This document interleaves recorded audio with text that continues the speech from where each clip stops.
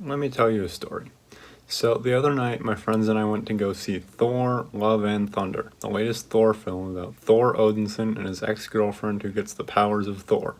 We went to a smaller, locally owned cinema in our area to see this movie. In the past, this particular cinema played movies about 1 or 2 months after they initially came out for a discounted ticket price. However, ever since movie theaters reopened after being closed due to the pandemic, this cinema has been playing whatever the biggest and most popular new movie at the time is for a regular ticket price. But the concession prices are still a pretty good deal. So we decided to get some popcorn and candy and drinks to enjoy with the movie. And then it happened. As we watched the concession stand employee fill our drinks from the drink machine, we noticed that instead of grabbing normal cups, he grabbed special promotional cups with a movie character on it. But the character wasn't from the movie we were about to see. Our souvenir cups had a different Marvel legend on them. The glorious visage of Morbius the Vampire was on the side of our beverage containers. Anyway, the reason I bring this story up is because it ended up being the funniest moment in that entire movie-going experience. So now let's talk about the movie I saw. It's fine. I got about what I expected from it, so what I'll do is talk about a few different aspects of the film, and then I'll come up with a final verdict on what I think about it. First of all, the movie was directed by Taika Waititi, who is a good director. I say is and not was because I don't think this one film made him lose his filmmaking talent. I'm still excited for Next Goal Wins, even though I just found out that it's actually not coming out until next year. But back to this movie, I think that Taika Waititi made the movie that he wanted to make, and that movie is a dumb space Viking superhero rom-com. It's not like his next magnum opus like Jojo Rabbit. All of his movies, but especially Jojo Rabbit, focused on both the comedy but also the genuine heart and emotion. Thor Love and Thunder just happens to focus on the comedy a little bit more than the emotions. Is that a bad thing? Let me think. This is still a funny movie. I didn't keep a tally mark of how many jokes I laughed at and how many I didn't, but there were definitely some of each.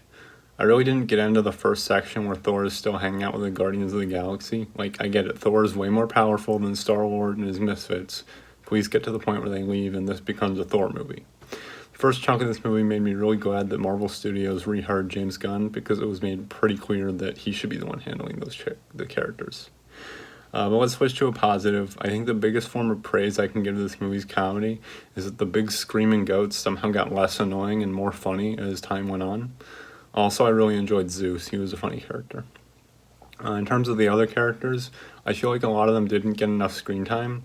The biggest example is Gore, the villain. He's interesting visually and has a pretty decent motivation. And Christian Bale's acting is good, and I like how his art completes at the end of the movie.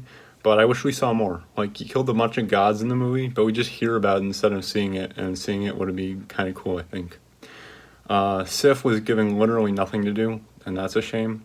And even Valkyrie didn't do much. Speaking of her, I thought that this movie had actually fairly good LGBTQ representation for Disney standards, but that's a backhanded compliment because Disney isn't that good at LGBTQ representation in their big movies. The movie does have romance, but it's of the hetero variety. Thor's ex-girlfriend Jane Foster is back, and while she's more interesting here because of the godly powers and the cancer and stuff, I still don't think she's that compelling of a character. She and Thor get back together, and the romance is also not the most compelling. I just never really got why exactly these two like each other so much. I honestly feel like Thor's most special and intimate relationship was with his hammer, Mjolnir. Both it and Stormbreaker and the axe get some personality and funny stuff outside the action scenes. That's neat, I guess. The action scenes are decent. I think the black and white sequence on the asteroid with Gore was cool. And there's one shot in the Omnipotent City fight that used a snorri cam, and I think that's neat. I like those types of shots. But most of the other fights were less impressive, though. They had a noticeable reliance on visual effects. A lot of the fights were set to rock music, and they picked some good songs, but I don't know how well they fit in the movie, though. Definitely not as nicely integrated as a Guardians of the Galaxy or a Shrek film. The licensed music also overshadowed the score here, because Michael Giacchino is maybe my favorite film score composer, but I didn't find his score for this film as memorable as Mark Mothersbaugh, who did Thor Ragnarok. In fact, a lot of this film is kind of unmemorable. I can kind of see how it has the heart and emotion, but only if I really think about it. It definitely focused more on the comedy, though, and unfortunately, a lot of that didn't even stick with me. So I think for my final verdict, I'm going to say that Thor Love and Thunder flicked too hard. It put in too much comedy and visual effects and left out some other aspects that make some MCU and Taika Waititi movies great. I'm still glad I saw it, and it was still an alright movie, but it definitely kind of made me feel that the MCU kind of has too much content. I also watched another recent piece of MCU content. On Disney Plus over the last month, I watched Ms. Marvel, the latest Marvel show about a new young superhero named Miss Marvel, whose favorite established superhero is Captain Marvel. I thought the show was pretty good, and it had a ton of personality, which is always fun to see. Its strongest aspect is definitely the characters. Most of them are really likable, and all the actors are doing good performances. I really like Iman Vellani, and it's clear that she's pretty much the perfect person to play Kamala. Her character is Pakistani American and a Muslim, and while I'm not the person to judge if this show's representation for those groups is good, I will say that I went into the show knowing nothing about the culture, and now I know a little bit about the culture. Yay! I also want to praise Matt Lintz as Bruno. His character is basically Peter Parker, and I think that's pretty neat. Actually, I think one reason I like this show is because it kind of reminds me of Spider-Man Homecoming and Spider-Man Far From Home, which, in my opinion, are the good MCU Spider-Man movies. The actual story of the show is fine, I guess. It's about Kamala dealing with both high school and the super hateable Department of Damage Control, which serves as the main antagonistic force. A big chunk of the show is also about discovering what exactly is the deal with Kamala's powers. Some people don't like this part of the show because they changed a bunch from the comics.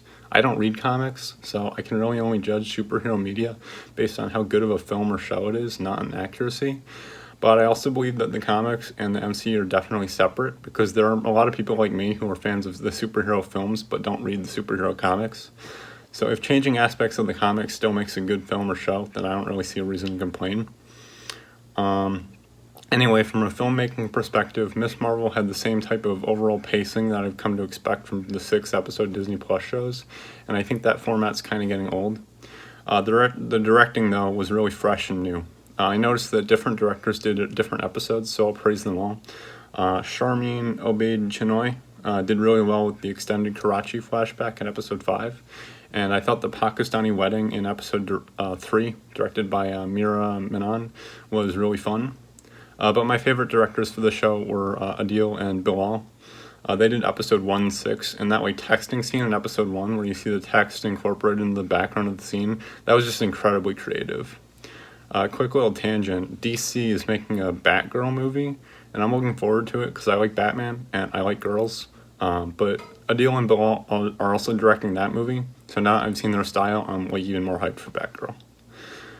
But back to the Marvel, that was my thoughts on the 2 latest pieces of MCU content, and maybe for my next little YouTube video I'll talk about movies that aren't part of this huge franchise. So yeah.